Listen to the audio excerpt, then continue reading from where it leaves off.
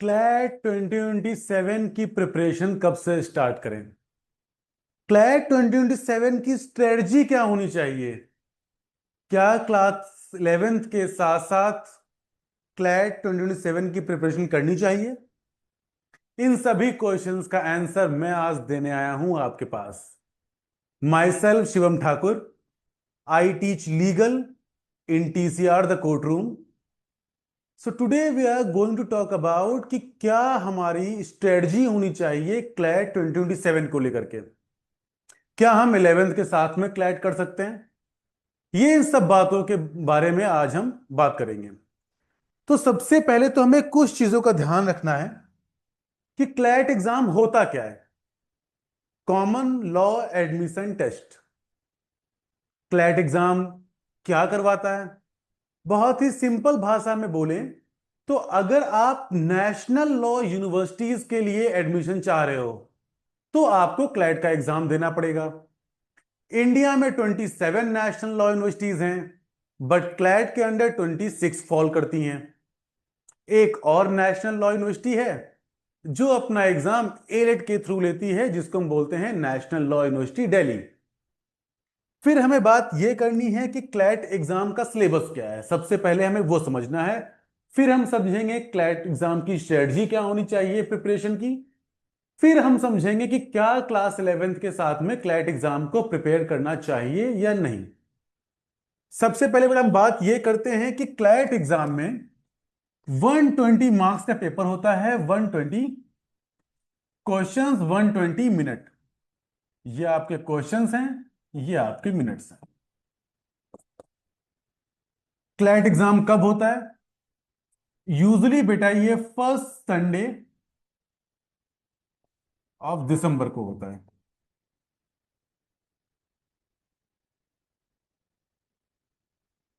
Paper में कितने subjects आते हैं? सो मेनली बेटा यहां पे रीडिंग कॉम्प्रिहेंशन आता है, लॉजिकल रीजनिंग आता है। देन हम बात करते हैं लीगल रीजनिंग की। और जो इस बार का आपका क्लैट का एग्जाम हुआ है तो आप ये समझिए कि लीगल जीके भी आती है। उसके साथ साथ हमारा जीके आता है, जीके एंड जीएस, और प्लस आपका क्वांट्स। अगर बेटा हम वेटेज की बात करें तो आपका आरसी आता है 20%, logical reasoning 20%, legal 25%, GK GS 25% and quants 10%। और बेटा पूरे पेपर का जो फॉर्मेट रहता है वो पैसेज बेस्ड रहता है। आपको पैसेज को इन्फर करना पड़ेगा, देन आपको आंसर टिक करने पड़ेंगे। अब हम समझते हैं कि क्लैट एग्जाम जो है उसकी प्रिपरेशन की स्ट्रेटजी क्या होनी चाहिए। सो स्ट्रेटजी की बात करते हैं बेटा। सबसे पहले हम बात करते हैं इंग्लिश एंड लॉजिकल रीजनिंग। मैं बेटा जब लॉजिकल रीजनिंग वर्ड यूज कर रहा हूं तो आप ये समझिए, इंग्लिश के साथ जब मैं लॉजिकल रीजनिंग बोल रहा हूं तो इसका मतलब मैं क्रिटिकल रीजनिंग की बात कर रहा हूं। बेटा इसके लिए आपको कोई भी एक न्यूज़पेपर रेफर करना चाहिए। जो मेरे अकॉर्डिंग बेस्ट है बेटा वो मैं मानता हूं द इंडियन एक्सप्रेस को। बिकॉज बहुत बार ऐसा होता है कि लॉजिकल रीजनिंग में जो आपके पैसेजेस हैं बेटा वो डायरेक्टली चले आते हैं कहां पे, कहां से? इंडियन एक्सप्रेस से। प्लस बेटा आपको नॉवेल्स पढ़नी चाहिए अपनी रीडिंग स्पीड को इंप्रूव करने के लिए। जब मैं बात करता हूं नॉवेल की तो मैं बात नहीं कर रहा हूं एक नॉर्मल नॉवेल की जो आप कहानियां पढ़ते हो। मैं बात कर रहा हूं इकागाई की, बात कर रहा हूं, मैं बात कर रहा हूं रोंडो की, मैं बात कर रहा हूं मल्टीपल ग्रेट ऑथर्स की, जहां से आपको कुछ सीख भी मिले। प्लस इसके साथ साथ आपको अपनी वोकैब पे अच्छा कमांड करना पड़ेगा। ये तीनों चीजें कंपलसरी हैं। न्यूज़पेपर की इंपॉर्टेंस बहुत ज्यादा है बेटा। इसीलिए जब हम लोगों ने क्या किया बेटा कि जब पिछले साल देखा हम लोगों ने कि जब हम बच्चों को न्यूज़पेपर रेफर कर रहे हैं मेंटोरिंग में, जब बेटा 1 to 1 हमारी मेंटोरिंग होती है हर मंथ में, तो उसमें बेटा हम न्यूज़पेपर को रेफर करते हैं। बट हम देख रहे हैं कि बच्चे पढ़ाई नहीं कर रहे हैं। तो इसीलिए बेटा हमने क्या किया कि इस साल से वॉर रूम लॉन्च कर दिया।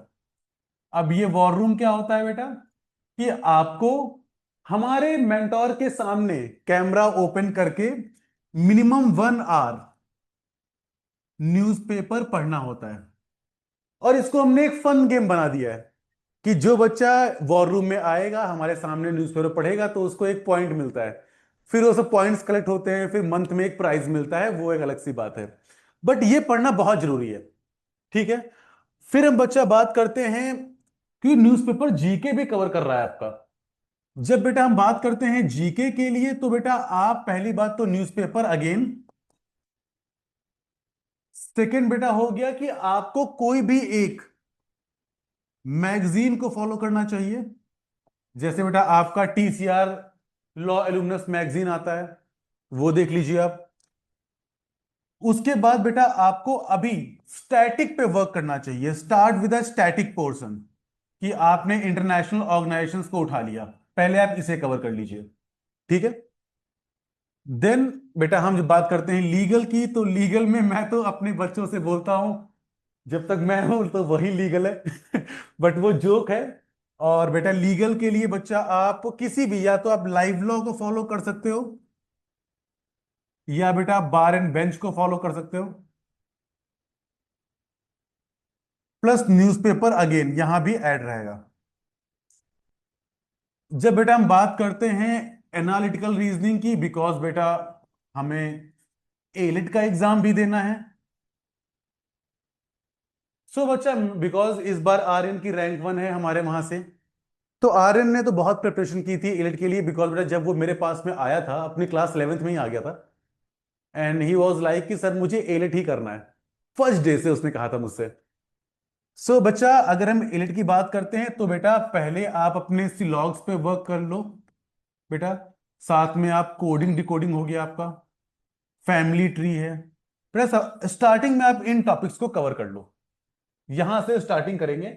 हर मंथ बेटा मैं वीडियो बनाता रहूंगा, आप परेशान मत होइए। जब बेटा हम बात करते हैं क्वांट्स की, तो बेटा क्वांट्स में स्टार्ट विथ परसेंटेज।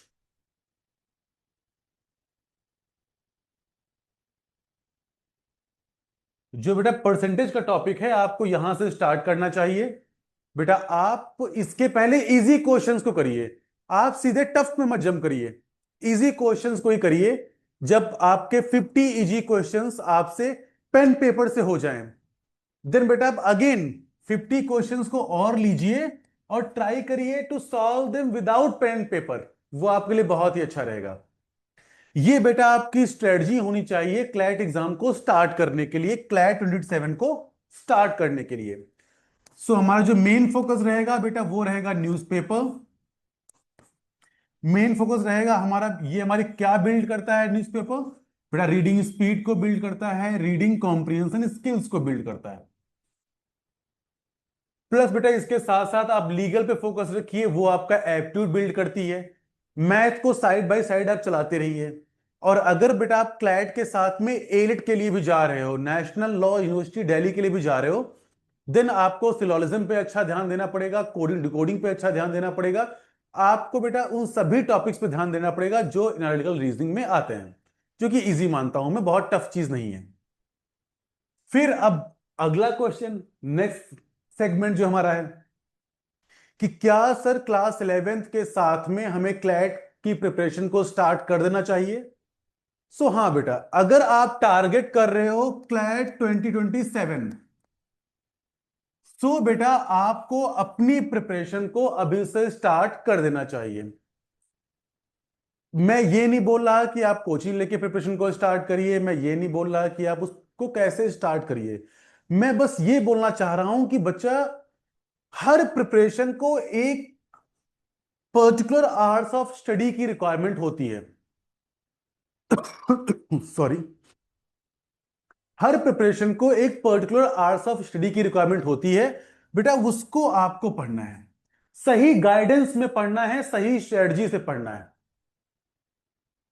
जितने बेटा हमारे बच्चे हैं, हम देखते हैं कि आपके चाहे जीके के फैकल्टी हैं, Nilesh sir is from endless Bangalore, तो उनसे भी हम पूछते रहते हैं। जो आपके अगले फैकल्टी हैं, तो वो जो नेशनल यूनिवर्सिटी दिल्ली से हैं, आर्यन सर, वासु सर, उनसे पूछता हूं मैं, तो सबका एक ही क्वेश्चन आंसर आता है बिकॉज बेटा हम सभी नेशनल लॉ यूनिवर्सिटीज से हैं, तो हम सभी का ये एक्सपीरियंस है, जितने भी फैकल्टीज हमारे पास में है, हम सभी का एक्सपीरियंस है कि हर प्रिपरेशन एक पर्टिकुलर आवर्स ऑफ स्टडी की रिक्वायरमेंट मांगती है, और वो हमें करनी पड़ेगी। तो उसके लिए ध्यान दीजिए। प्लस बेटा अगर आप चाह रहे हो कोई भी और क्वेश्चन पूछना, या फिर आपके मन में कोई भी एक क्वेरी है या कुछ भी है,